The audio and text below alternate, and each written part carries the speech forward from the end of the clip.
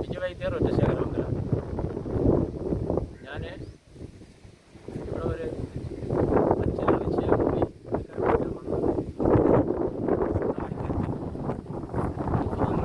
ചെയ്യാൻ കഴിവുള്ള ഒരു അത്ഭുത മൂലികയാണ് ഞാൻ എടുക്കാൻ അവിടെ വന്നത്. അതിവിടെ കണ്ടത് ഇതാണ് ആ മൂലിക. മൈലോശിന എന്നൊക്കെ പറയുന്ന ചെടിയാണിത്. മയിലാടും പച്ച എന്നും പറയും. ഇത് മാന്ത്രികത്തിന് ഉപയോഗിക്കും, ചിന്താർമണി ചികിത്സയിൽ ഔഷധ നിർമ്മാണത്തിന് ഉപയോഗിക്കും.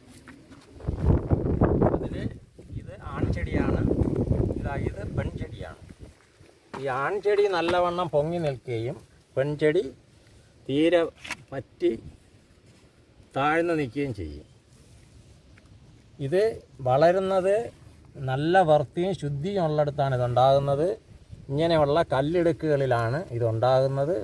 ഇത് ഒരുപാട് വർഷം കൊണ്ട് ഇത് രൂപപ്പെട്ടിട്ടുള്ളതാണ്. ഇത് പെട്ടെന്നൊന്നും പുതിയ ചെടിയായി വരത്തൊന്നുമില്ല.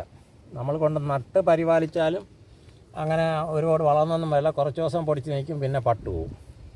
അപ്പോൾ ഇത് കൂടുതലും മാന്ത്രികത്തിനൊക്കെ ഉപയോഗിക്കുന്ന ഈ ആണും വേണം, ഈ പെൺചെടിയും വേണം. ഇത് രണ്ടും വേണം. ഈ രണ്ടും ഉണ്ടെങ്കിൽ മാത്രമേ മാന്ത്രികത്തിൽ വിജയിക്കാൻ പറ്റൂ. പിന്നെ ഇത് ഇണയാടി പച്ചയെന്നും പറയും, ഇണയാടും പച്ച. ഇതിൽ ആൺചെടിയും പെൺചെടിയും കൂടെ ഇണയാടുന്ന പച്ച, അതൊക്കെ ഔഷധം ഭയങ്കരമായിട്ടുള്ള മാന്ത്രിക ഉപയോഗത്തിനാണ് ഉപയോഗിക്കുന്നത്. അങ്ങനെ ഈ ഒരു പച്ചില ഒന്ന് പരിചയപ്പെടുത്താനാണ് ഞാൻ വന്നത്. ഞാൻ ഇപ്പോൾ ഈ വീഡിയോ ഇട്ടിട്ടുള്ളത്. മയിലുള്ള സ്ഥലത്ത് ഇത് കാണുമെന്നൊക്കെ പറയുമല്ലോ. മയിലുള്ള സ്ഥലത്തും ഈ പച്ചില കാണും. ഇതാണ്ട മയിലിൻ്റെ പീലി പോലെയാണ് ഇതിൻ്റെ ഇല. അതാണ് മയിലാടും പച്ചില എന്നതിനെ പറയും. മൈലോശിക എന്നും പറയും. ഇത് റെയറായിട്ടുള്ള ചെടിയാണ്. ഒരുപാട് അത്ഭുത ഗുണങ്ങൾ ഉണ്ടാക്കാൻ കഴിവുള്ളൊരു മൂലികയാണിത്. അതിൽ ഭാഗ്യത്തിന് പെൺചെടിയും ഇത് അടുത്ത് നിൽപ്പുണ്ട്, ആൺചെടിയുണ്ട്. ആൺചെടിയുടെ ഇല നല്ലവണ്ണം ഉയർന്നു നിൽക്കും. ഇത് പെൺചെടിയാണ്. അത് കാണുമ്പോൾ അറിയാം. അതും തമ്മിലുള്ള ഒരുപാട് വ്യത്യാസമുണ്ട്.